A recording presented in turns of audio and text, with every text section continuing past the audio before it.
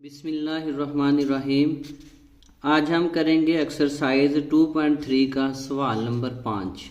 इसमें है कुछ कंडीशन दी गई हैं। Find condition that roots of a x square जमा बी एक्स जमा c is equal to 0 should be reciprocal of each other. अब एक क्वेश्चन दी गई है, हमने वो कंडीशन मालूम करनी है डैट रूट्स ऑफ कि इसके जो रूट्स हैं वो एक दूसरे के रेसिप्रोकल होंगे। अब जो गिवन इक्वेशन हमें दी गई है वो है ए एक्स स्क्वायर जमा बी एक्स जमा सी इज इक्वल टू 0, जो कि सवाल के अंदर दी गई है।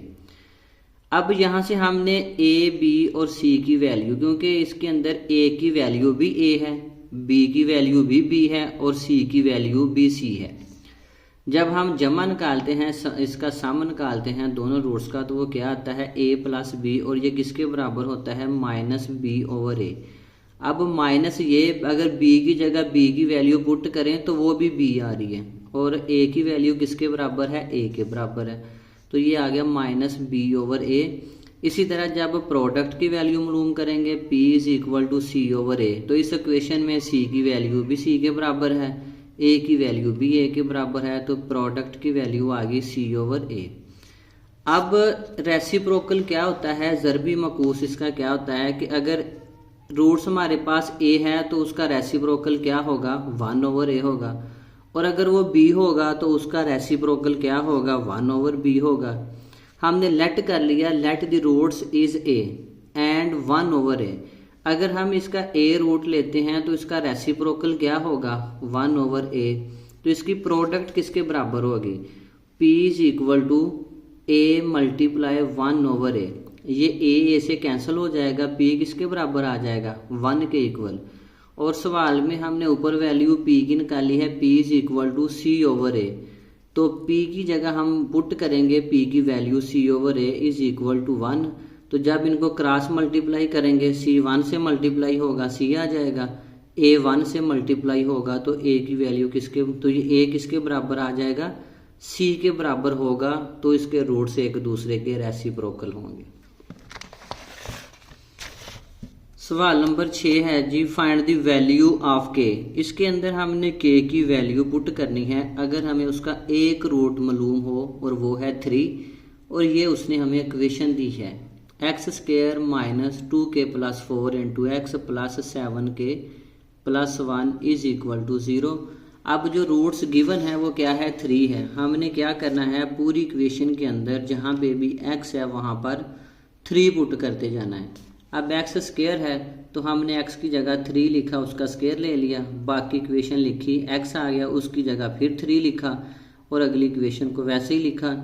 3 का स्क्वायर 9 आ गया, जब 3 माइनस 2k से मल्टीप्लाई होगा माइनस 6, बाहर माइनस है तो अंदर वाला साइन चेंज हो जाएगा, माइनस 3 4 से मल्टीप्लाई हो जाएगा 12, ये ब्रैकेट ओपन कर दी, 7k plus 1 is equal to 0। अब 9 माइनस 12 प्लस 1 ये सारे कांस्टेंट हमने इकट्ठे कर लिए, और जो वेरिएबल था माइनस 6k प्लस 7k हमने इसको इकट्ठा कर लिया। 9 और 10 ये जमा की वैल्यू थी वो हमने इकट्ठी की, माइनस 12 प्लस 7k में से माइनस प्लस के 7 में से माइनस का 7k निकाल दें, प्लस का 1k आ जाएगा।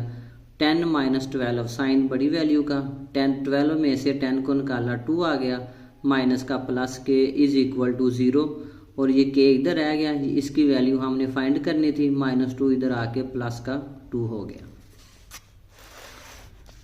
सवाल नंबर 7 है, find the value of m in equation 2x square plus 3x plus m is equal to 0 when sum of roots is equal to the double of the product of its root. इसमें वो एक condition रख रहा है कि अगर उसका सम of roots हो इसके प्रोडक्ट के 2 गुना के बराबर हो। हमने इक्वेशन लिखी 2x square plus 3x plus m is equal to 0। अब a की वैल्यू 2 आ गई, b की वैल्यू 3 आ गई, c की वैल्यू m आ गई। इसी तरह हम a इसका s मालूम करेंगे, a जमा b is equal to minus B over a, minus ये b की वैल्यू 3 ओवर a की वैल्यू 2। इसी तरह प्रोडक्ट मालूम करेंगे c ओवर a, और c की वैल्यू m है, बटे के अंदर a की वैल्यू 2 है, a b किसके इक्वल आ गया m ओवर 2 के बराबर आ गया। अब according to the given condition, condition क्या है जी कि जो इसका ए, उसको दोनों तरीकों से लिख सकते हैं। Sum of roots, sum of roots क्या होता है, ए प्लस बी, ये किसके बराबर है, प्रोडक्ट के 2 गुना के। प्रोडक्ट ए भी होती है और ये उसके 2 गुना के बराबर है। या इसको लिख लें ए जमा बी सम के बराबर होता है, ऐसे लिख लें, इज इक्वल टू 2 लिखा, ए बी प्रोडक्ट के बराबर होता है, उसको पी लिख लिया।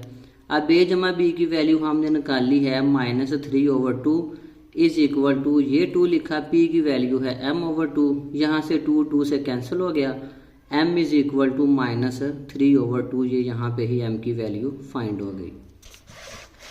सवाल नंबर 8 है, अगर alpha a B are the roots of equation दी गई है x² जमा ax जमा b, इस इक्वेशन के रूट्स दिए गए हैं एंड a² और b² are the roots of, और ये दोनों रूट्स हैं इस इक्वेशन के, 2 इक्वेशन दी गई हैं। प्रूव करें a बराबर आए 2b माइनस a² के और b बराबर आए इज इक्वल टू b² के। अब जो पहली इक्वेशन हमें सवाल में दी गई है वो है x² plus ax plus b is equal to 0। यहाँ से आप a की वैल्यू निकाल लें, b की वैल्यू a के बराबर है, c की वैल्यू b के बराबर है। सम निकाल लें -b/a, b की जगह b की वैल्यू a के बराबर है वो लिखा /1 इज इक्वल टू, ये बटा ख़त्म कर दें, -a रह गया, ए बी की वैल्यू आ गई c/a, c की वैल्यू है b/1 is equal to b। अब सेकंड इक्वेशन क्या है, x² जमा ax जमा b। अब the roots of second equation वो भी हमें सवाल में दिए गए हैं, a² और b²। जो इक्वेशन 2 के रूट्स हमें दिए गए हैं, एक दफ़ा इनको जमा करेंगे और एक दफ़ा इनको मल्टीप्लाई करके दोनों वैल्यू निकाल लेंगे। जब इनको जमा किया तो a² प्लस b², और हमने अभी पढ़ा कि जो a जमा b वो किसके बराबर होता है, -b/a के, जब भी इनका समेशन निकालते हैं। अब दूसरी इक्वेशन के अंदर अगर -b/a पुट करें, अब इसके अंदर b की वैल्यू क्या है, a है, ओवर a -a/1 आता है। तो हम क्या करेंगे, यहाँ पर -b की जगह -a लिखेंगे, a की वैल्यू 1 है वो लिखेंगे, a² plus b² is equal to -a। यहाँ से हम a² जमा b² ये किसके इक्वल होता है, a plus b whole square minus 2ab। a जमा b हम ऊपर निकाल चुके हैं पहली इक्वेशन का, -a उसका स्क्वायर ले लेंगे, -2ab किसके बराबर था, b के, is equal to -a। Minus के ऊपर स्क्वायर है तो ये जमा हो जाएगी, a² -2b is equal to -a। तो हमें चाहिए a की वैल्यू हमने मालूम करनी है, तो जो साथ में माइनस है वो इधर आकर इस इक्वेशन के साइन को उल्ट कर देगा। अब ये माइनस का स्क्वायर था, ये जमा का था, माइनस हो जाएगा, ये -2b था, जमा का 2b हो जाएगा। तो a is equal to 2b minus a², ये पहला उसने पूछा था कि किसके बराबर आना चाहिए, 2b माइनस a² के।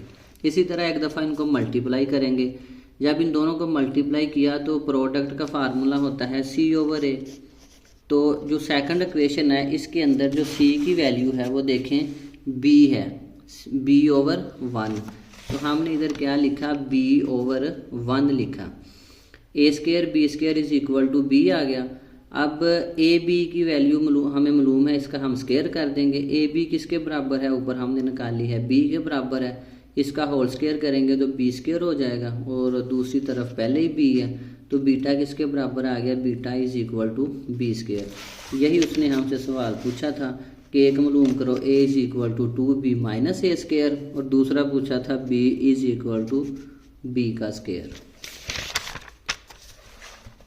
इस एक्सरसाइज का लास्ट क्वेश्चन है, A B are the roots of equation x² जमा px जमा q is equal to 0, then find condition a is equal to b।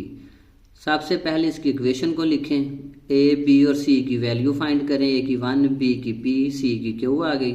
सम मालूम करें -b/a -b/1 is equal to -b। a b की value find करें c/a, c की value है q/1 is equal to q। पहली condition है a is equal to b करेंगे। अब 2 रूट्स होते हैं हमारे पास, a जमा b।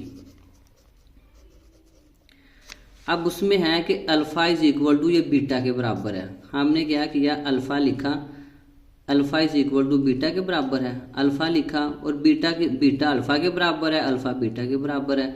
हमने बीटा की जगह अल्फ़ा लिख लिया is equal to minus P, 2 alpha is equal to minus P. यहाँ से अल्फ़ा की वैल्यू निकालें, ये 2 इधर मल्टीप्लाई हो रहा है, उधर जाके डिवाइड हो जाएगा।